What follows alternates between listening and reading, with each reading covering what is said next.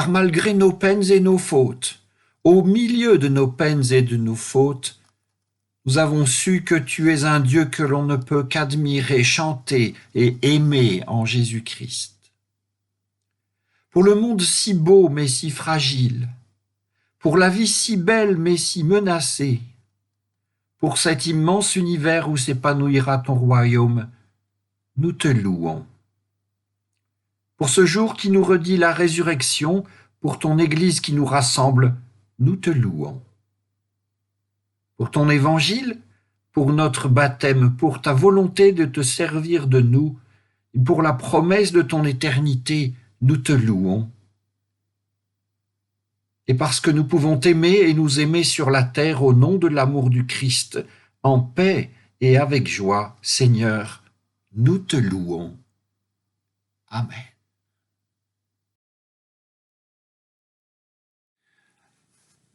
Dans le prophète Ésaïe, au 35e chapitre. Qu'ils se réjouissent, le désert et la terre aride, que la steppe exulte et fleurisse, qu'elle se couvre de fleurs des champs, qu'elle saute et danse et crie de joie. La gloire du Liban lui est donnée, la splendeur du Carmel et du Sharon, et on verra la gloire du Seigneur, la splendeur de notre Dieu. Rendez fortes les mains fatiguées, rendez fermes les genoux chancelants. Dites à ceux qui s'affolent, soyez forts, ne craignez pas. Voici votre Dieu. C'est la vengeance qui vient, la rétribution de Dieu. Il vient lui-même vous sauver. Alors les yeux des aveugles verront, et les oreilles des sourds s'ouvriront. Alors le boiteux bondira comme un cerf, et la bouche du muet criera de joie. Des eaux jailliront dans le désert, des torrents dans la steppe. La terre brûlante se changera en lac, la région de la soif en source jaillissante. Et dans le repaire où gîte le chacal, l'herbe deviendra roseau et papyrus. Là, on construira une route qu'on appellera voie sacrée. L'impur n'y passera pas, car le Seigneur lui-même ouvrira la voie et les insensés ne viendront pas s'y égarer. On n'y rencontrera pas de lion, aucune bête féroce n'y accédera. On n'en trouvera pas. Ceux qui appartiennent au Seigneur prendront cette route. Ils reviendront, ceux que le Seigneur a rachetés. Ils arriveront à Sion avec des cris de joie, sur leur visage une joie sans limite. Allégresse et joie viendront à leur rencontre, tristesse et plainte s'enfuiront.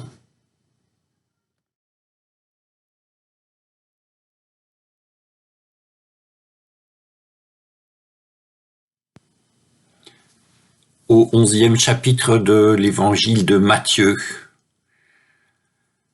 Il s'agit de Jean le Baptiste. Or, Jean, dans sa prison, avait entendu parler des œuvres du Christ et il lui envoya demander par ses disciples : « Es-tu celui qui doit venir ou devons-nous en attendre un autre ?» Jésus leur répondit : « Allez rapporter à Jean ce que vous entendez et voyez. Les aveugles retrouvent la vue et les boiteux marchent droit. Les lépreux sont purifiés, les sourds entendent, les morts ressuscitent, et la bonne nouvelle est annoncée aux pauvres. Et heureux celui qui ne tombera pas à cause de moi. » Et comme les visiteurs s'en allaient, Jésus se mit à parler de Jean aux foules. « Qu'êtes-vous allés regarder au désert ? Un roseau secoué par le vent ? Alors qu'êtes-vous allés voir un homme vêtu d'habits élégants ? Mais ceux qui portent des habits élégants sont dans les demeures des rois. Alors qu'êtes-vous allés voir ? Un prophète ? Oui, je vous le déclare, et plus qu'un prophète.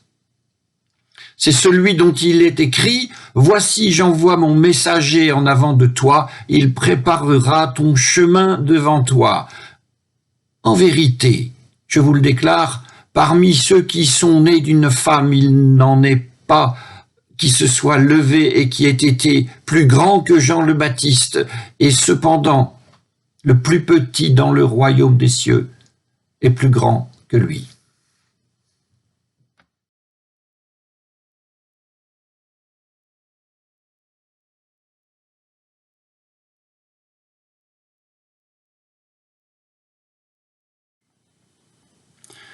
Nous parlons souvent de la destruction de Jérusalem et du temple de Salomon aux alentours de 585 avant Jésus-Christ.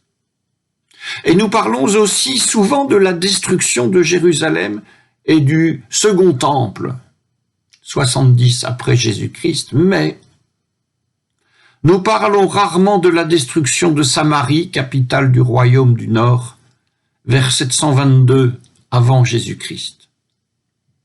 Pourquoi en parlons-nous si peu? Parce que les auteurs religieux du Premier Testament, de l'Ancien Testament, n'ont guère aimé ces gens du Nord qu'ils considéraient comme de vils polythéistes qui avaient mis Yahvé dans leur soupe religieuse.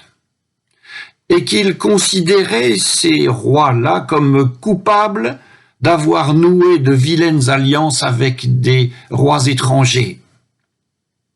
Les auteurs du Nouveau Testament, les auteurs de l'Ancien Testament, donc, ont mal parlé de ces gens-là.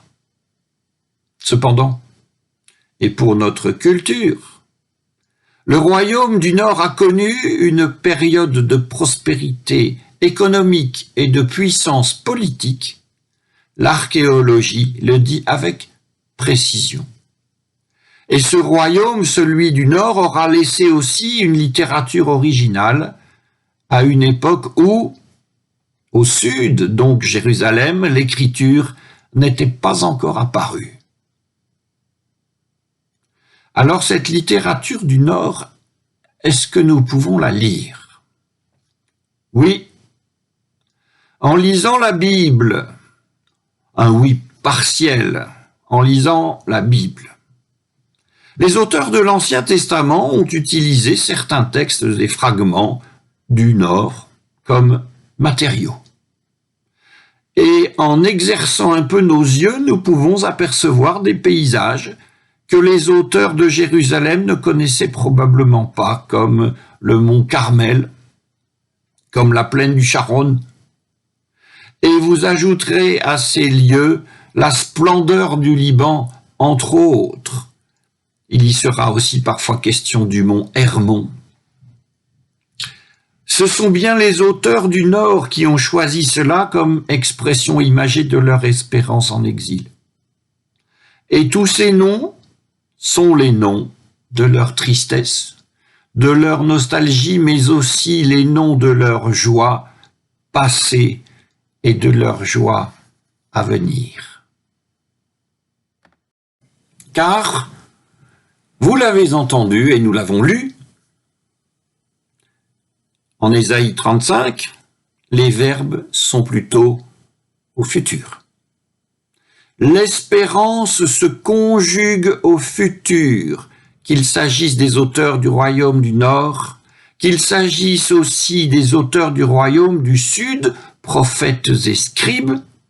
Le bonheur se vit par anticipation du retour de l'exil et parfois même aussi par anticipation de l'avènement d'un guide qui conduira le peuple à sa pleine réalisation de la vision, qui ira les chercher jusqu'au bout du monde, qui les rassemblera, qui les mènera, etc., etc.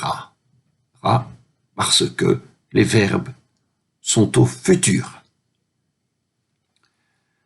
Et Jean le Baptiste, alors, tel qu'il est présenté au commencement de l'évangile de Matthieu, sa prédication diffère radicalement de ce que nous venons de rappeler Jean-Baptiste n'évoque pas un passé glorieux ou une gloire à venir, il évoque un présent.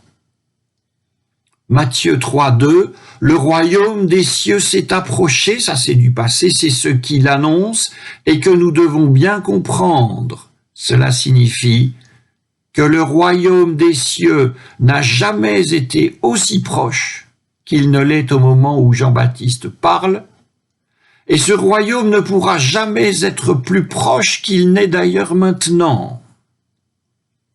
Et nous pouvons appeler cela la première intuition de Jean-Baptiste. Le royaume des cieux est déjà là. Et voici la seconde intuition de Jean le Baptiste. Le royaume des cieux ne tient pas tant à une intervention de Dieu qu'à un libre engagement humain. L'engagement de Jean d'abord, mais aussi l'engagement des gens qui adhèrent à sa prédication, et bien sûr ensuite l'engagement de Jésus, et jusqu'à notre engagement à nous. Le royaume donc, c'est au présent la prédication et l'engagement de Jean le Baptiste. Prédicateur bouillonnant qui fut jeté en prison et qui envoya ses disciples vers Jésus avec la question « Es-tu celui qui doit venir ou devons-nous en attendre un autre ?» Je vous parle une fois encore des traducteurs et de leur traduction. Le mot à mot grec ne parle pas de devoir venir, ni de devoir attendre.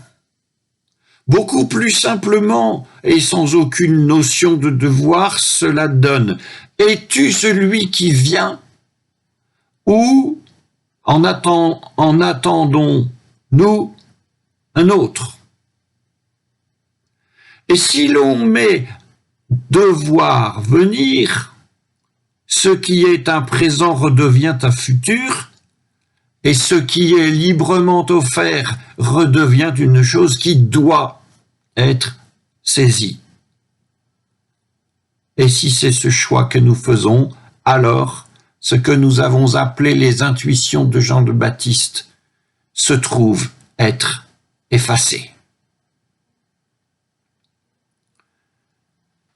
Et nous nous demandons pour quelle raison le libre accomplissement de l'espérance du temps présent est ainsi effacé par les traducteurs et pas seulement par eux.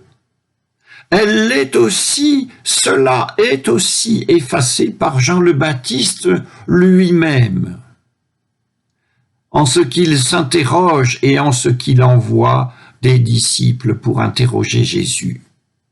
Et nous nous disons que si Jean le Baptiste vient lui-même effacer sa propre espérance, c'est que la reconnaître, cette espérance, pour ce qu'elle est, et la vivre comme simple et magnifique illumination concrète du temps présent, ne doit pas être bien facile.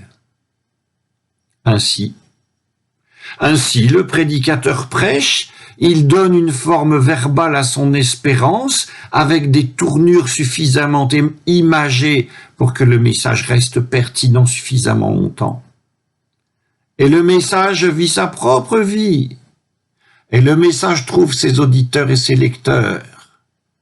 Et quelque chose un jour s'accomplit, littéralement ou pas, il y a un écart. Comment les gens envisageront-ils l'écart entre le message et les événements? Et comment le prédicateur, s'il est encore en vie, envisagera-t-il l'écart entre ce qu'il a prêché et ce qui arrive? Et nous revoilà auprès de Jean-Baptiste avec sa question « Es-tu celui qui vient ?»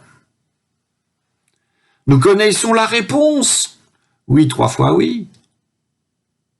Mais comme souvent dans la Bible, le lecteur est plus savant que certains personnages. Nous avons, si j'ose dire, 2 millénaires d'avance sur Jean le Baptiste.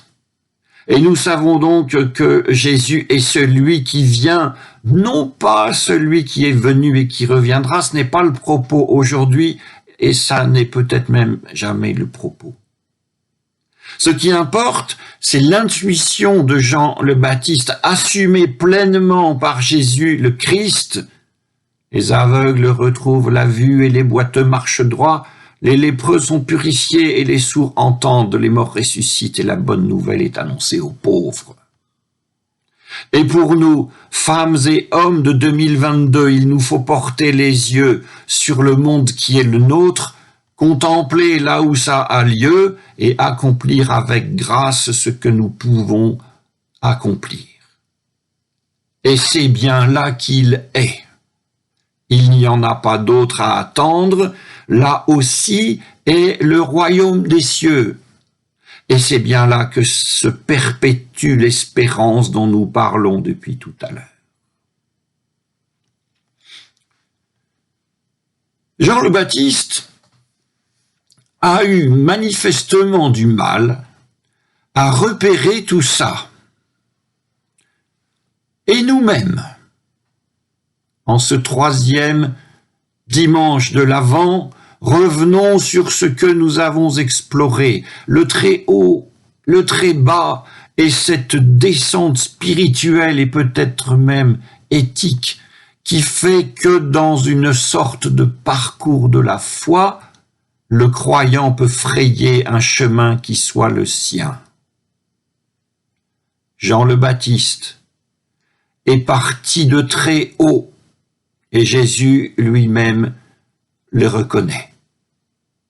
Parmi tous ceux qui sont nés d'une femme, il ne s'en est pas levé de plus grand que Jean le Baptiste. Aucun n'a mieux que Jean le Baptiste saisi ce que sont la mémoire, le présent, le temps et l'espérance. Tout ce qu'il faut une fois au moins s'entendre dire et qu'il faut profondément méditer toute sa vie, Jean le Baptiste l'a pensé et l'a formulé, en ajoutant que c'est le Christ lui-même qui le dit de Jean. Nous mesurons l'importance du propos. Cependant, Jésus ajoute, « Le plus petit dans le royaume des cieux est plus grand que lui. » Jean le Baptiste n'a pas cru à ce qu'il prêchait. Un moment au moins, il n'aura pas cru. C'est ainsi. Ce qui n'empêche pas que dans le royaume des cieux, les choses s'accomplissent toujours, pour le plus grand bien des hommes et pour la plus grande gloire de Dieu, et le plus petit, le tout en bas, les reconnaît comme tels sans hésitation aucune et avec la plus grande joie possible. À cela, à l'espérance, au royaume plus qu'au baptême, à suivre Jésus plutôt que Jean. Les premiers croyants furent invités, il me semble, que nous sommes, nous aussi, invités. Répondons à cette invitation. Amen.